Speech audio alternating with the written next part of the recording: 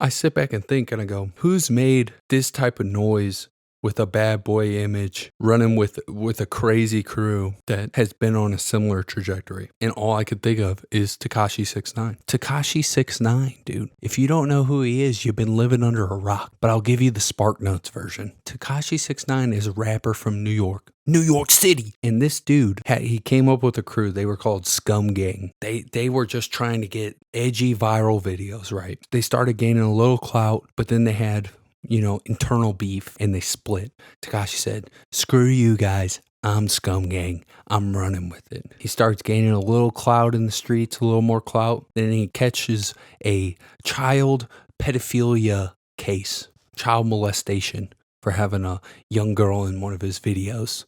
Which, if you have that, it's over for you. Not him.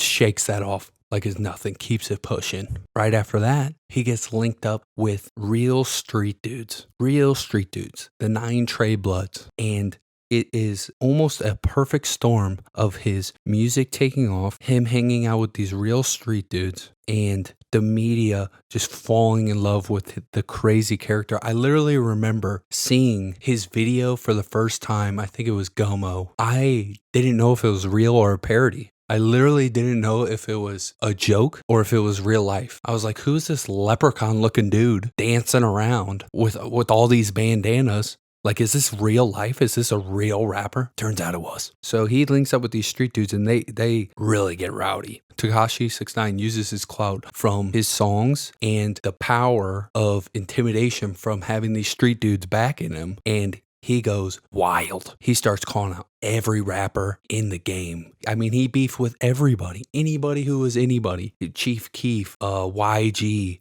Trippie Redd. I mean, anybody who said anything, he called them out and would go on Instagram and talk mad stuff and just be beefing with anybody, which made him skyrocket. He would be hanging out with dudes' baby mamas and going to their hood like, where y'all at? Just crazy stuff. Dude, they were robbing people. They were getting in shootouts in New York City, fighting people at LAX. I mean, it was pure anarchy, and his stardom just went through the roof. And then, like any good criminal organization, there's internal beef. I don't know what exactly sparked the switching of sides. It's probably money, I would assume. That's usually what it's about. The 9 Trey Bloods turned on Tekashi, and they were plotting on killing him. You know, when you're wilding out that hard, the feds are watching. Always. The feds are watching. So they all get pinched right at the time when they're plotting to kill this man, which is insane. Mr. 6ix9ine didn't like that too much. So the feds came to him and were like, hey, they showed him these tapes of them saying that they were going to kill him. And he goes, oh, you want to kill me? All right, I'm snitching out everybody. Everybody's got to go. I think he got 47 years on a racketeering charge because it was a real criminal organization, dude. Real life. He ratted them all out and ended up getting 2 years, right? 2 years. You're like, oh, he snitched. That's why he got those, down to 2 years. Duh. But here's the real cheat code part of it. He went from serving those 2 years, right? Then a little thing comes along. You guys might remember it. It was called a global pandemic. And he gets out early because he has asthma. Cheat code. He goes on and makes another video and's like, oh, I'm a rat. I'm a rat. I'm a rat. I'm a rat. And people go nuts. They love it, dude. He's more popping than ever. This video's everywhere, right? And you're thinking, oh, snitches get stitches, right? Snitches get stitches. You heard that since a little kid. Snitches get stitches. Apparently they don't, dude. Not with Tekashi 6ix9ine. I mean, this dude's out there running around with the YouTube frat boys every weekend. You see it. This dude's out there, no security or very low security in the clubs, walking around, hanging out with them, playing softball on the vlogs. You see it every week and nothing's happening. Nothing's happening. That's a cheat code, dude. You take down a criminal organization and nothing happens to you. That's mind-blowing, dude. Mind-blowing. That's a very similar type path.